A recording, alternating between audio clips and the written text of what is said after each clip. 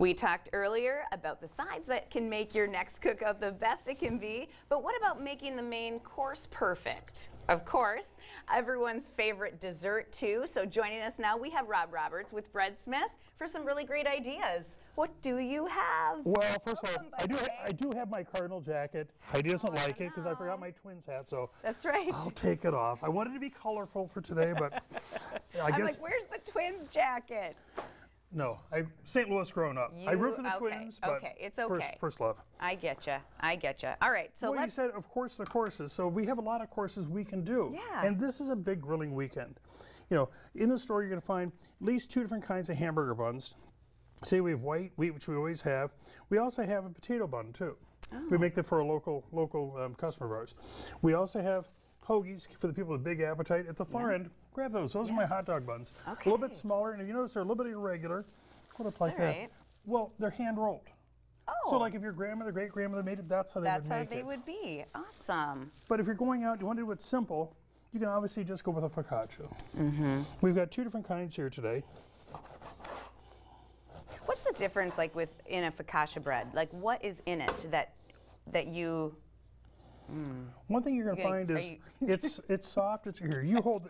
You taste that. Okay, thank you. It's soft. It's airy. In this case, it's flour, water, salt, yeast, sugar, olive oil, Italian seasoning, and chopped garlic. You don't have to have the others in it. To be honest, if you were to make a ciabatta dough, you could still make it with it. Mm-hmm. But you're looking for the airiness. You're looking for it to. It is. We saw you done, but smell it. I mean, the aroma is fantastic. I'm so sorry that nobody else can smell this because this is like. We haven't gotten to the brownies yet. I know. Brownies. And this is with Asiago and Parma on top. Or Asiago and Mozzarella. I was going to ask. There's cheese on this. I know there is. So we also make them without cheese for people who are lactose intolerant. We have plain. Okay. We also do our margarita. That's our #1 seller. That looks delicious. Freshly chopped garlic. You know, it has the mozzarella, has the Asiago, has a little bit of basil on it, and tomatoes. Okay.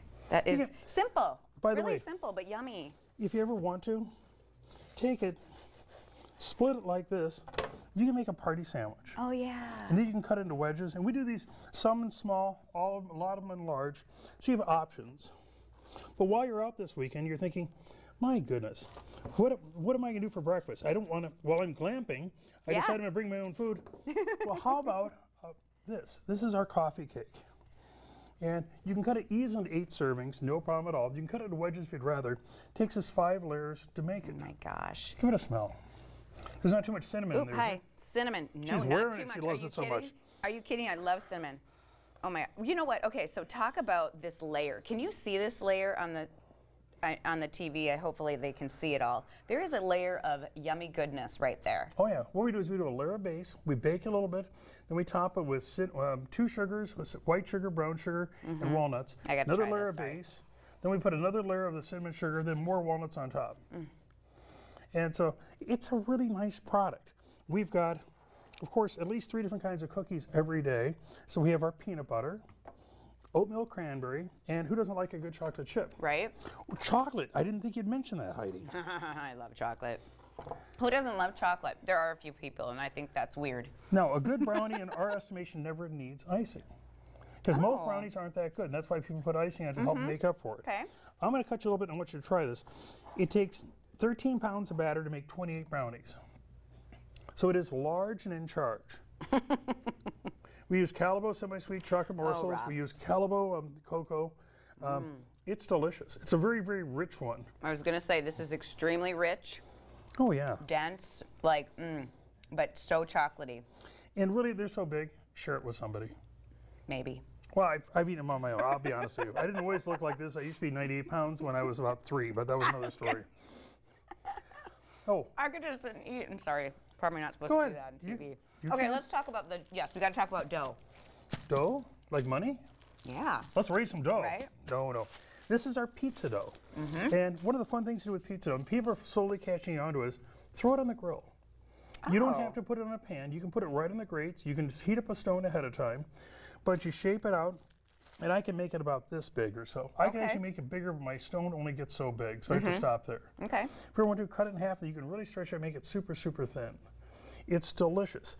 We have it available all the time. One customer buys it and wants to let it sit for 3-4 days. She said it adds to the character of it. I usually let it sit about 3 days myself. Well, it does change it because it's chemically evolving. Sure. And there's a nice reaction going on in there. Okay. But you shape it, you put it on the grill. If you want, let's see, if you want to do it simple on the grill, shape it, throw it on the grill, give it a couple minutes under direct heat.